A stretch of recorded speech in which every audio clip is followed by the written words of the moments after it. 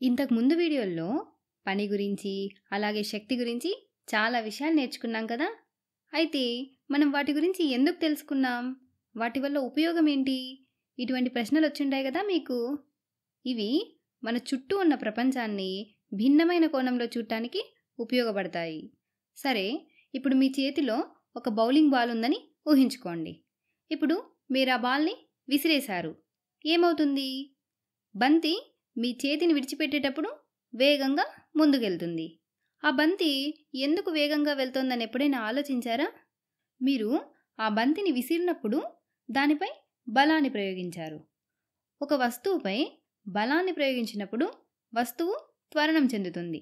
అందుకే బంతి వేగంగా ముందుకు వెళ్ళింది. ఇది న్యూటన్ రెండవ గమన నియమానికి అనుగుణంగా ఉంది కదా!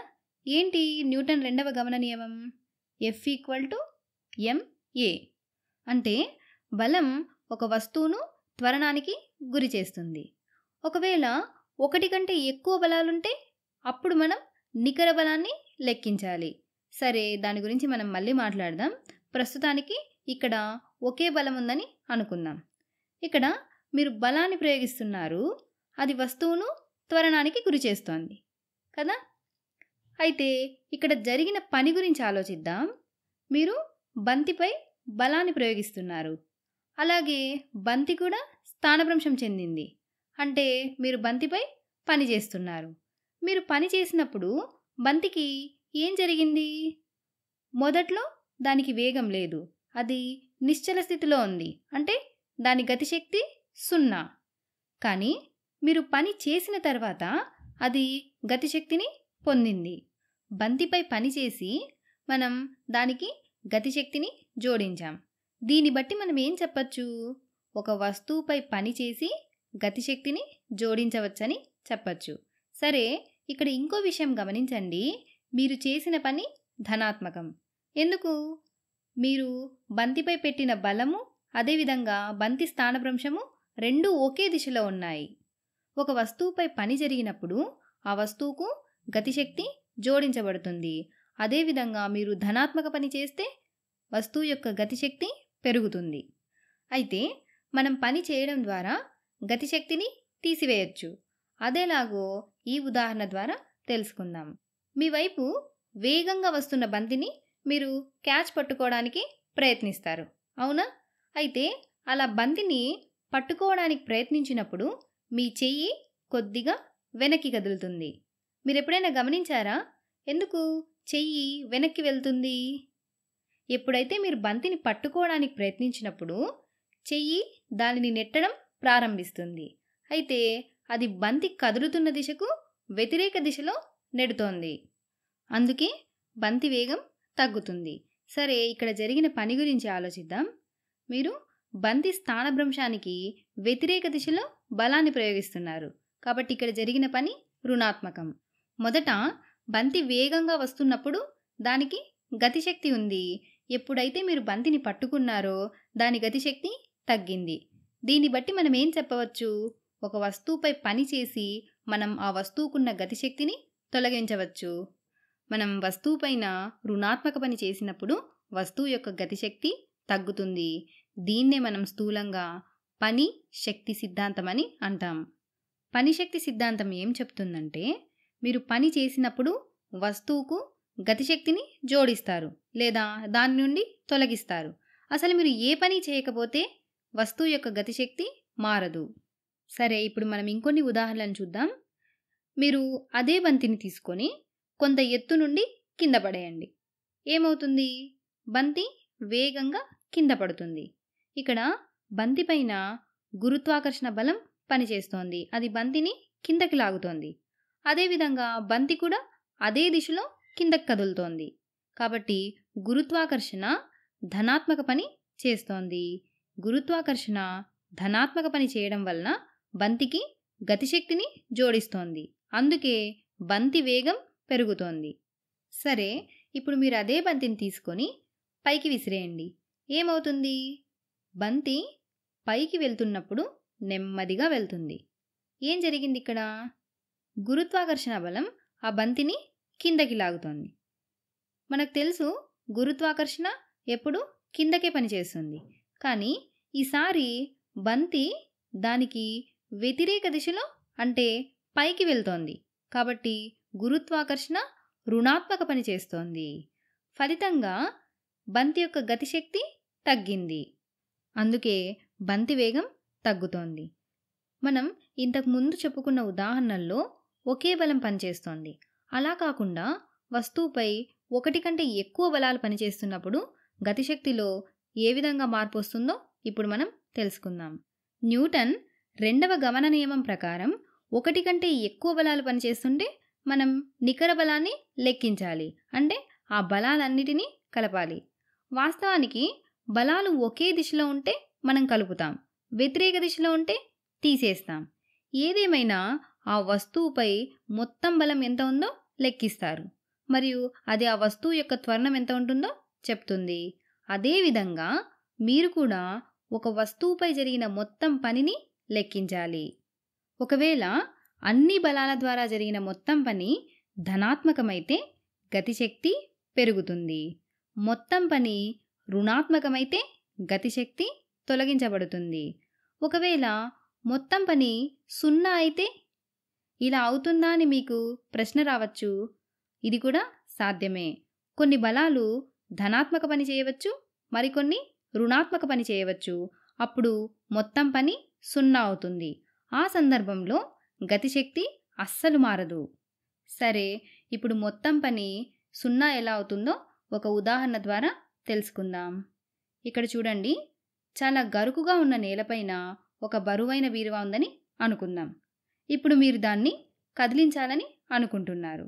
మీరు దాన్ని నెట్టడం ప్రారంభిస్తారు. మీరు నెట్టినప్పుడు అది నెమ్మదిగా ఇక్కడి నుండి ఇక్కడికి స్థానభ్రంశం చెందింది. కానీ స్థానభ్రంశం చెందిన తర్వాత ఆ బీరువా మళ్ళీ నిశ్చల స్థితికి వచ్చింది. సరే, ఇప్పుడు గతిశక్తి గురించి ఆలోచిద్దాం. మొదట్లో ఈ బీరువా యొక్క గతిశక్తి 0, అది నిశ్చలంగా ఉంది. మీరు నెట్టిన తర్వాత కూడా గతిశక్తి 0, గతిశక్తిలో అస్సలు మార్పు లేదు.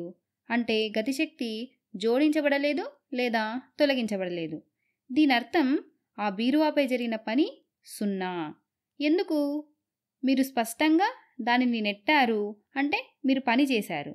మరి మొత్తం పని ఎందుకు 0 అయింది? ఎందుకంటే ఇక్కడ ఒకటి కంటే ఎక్కువ బలాలు పనిచేస్తున్నాయి. మీరు బీరువాని నెట్టి ధనాత్మక పని చేస్తున్నారు.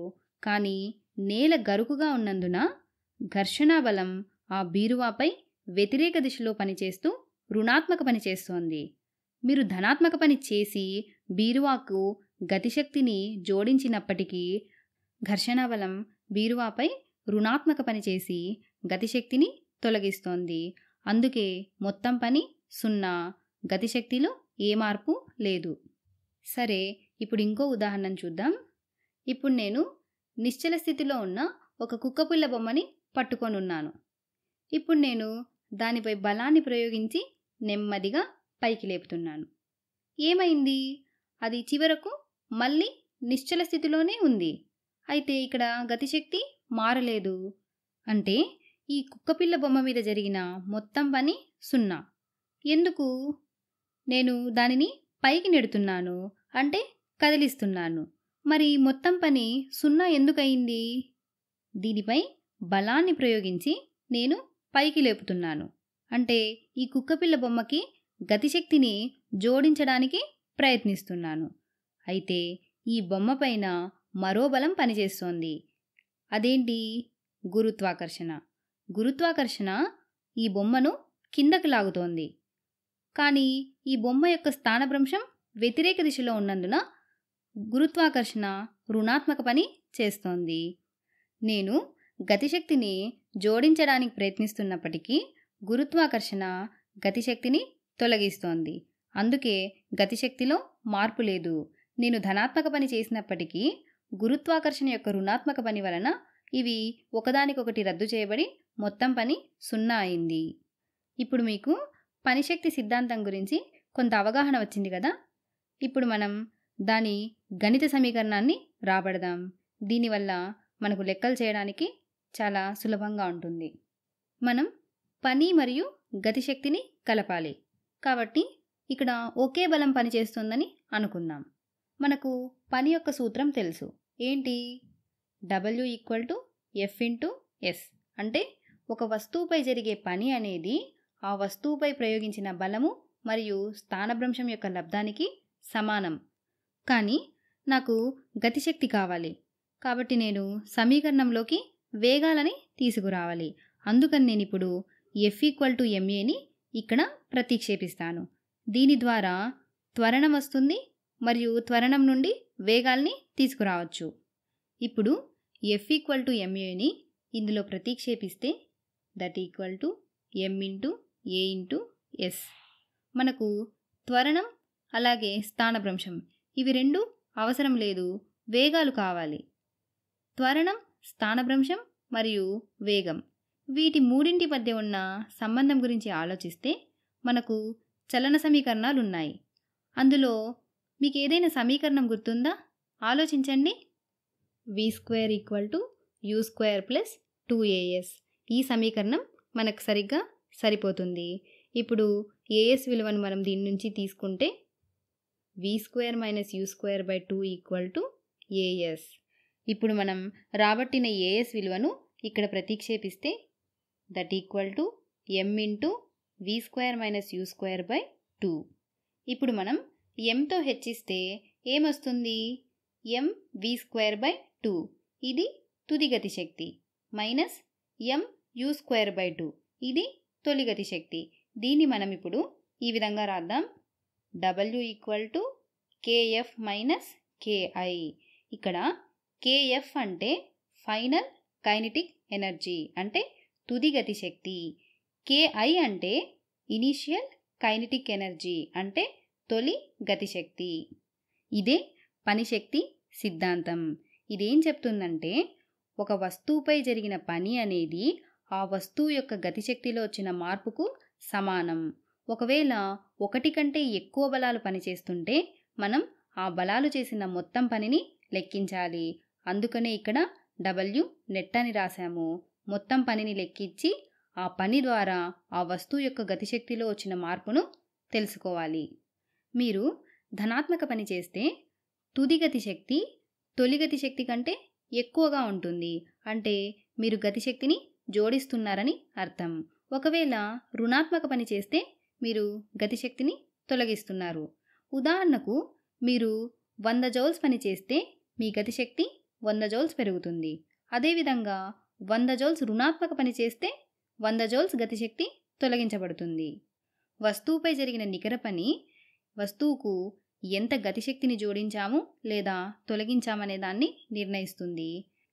ఈ సమీకరణాన్ని ఉపయోగించి భవిష్యత్తులో మనం చాలా లెక్కల్ని సులభంగా చేయవచ్చు. సరే, ఈ వీడియోలో మనం ఏ విషయాలు నేర్చుకుందామో ఒకసారి గుర్తు చేసుకుందాం. మనం పనిశక్తి సిద్ధాంతం గురించి తెలుసుకున్నాం. ఇదేం చెప్తుంది? ఒక వస్తువుపై ధనాత్మక పని చేస్తే వస్తువుకు అంత గతిశక్తిని జోడిస్తాం.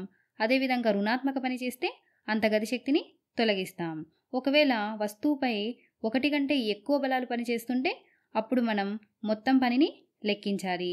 అది ఎంత గతిశక్తిని జోడించాము లేదా తొలగించామనే దాన్ని నిర్ణయిస్తుంది.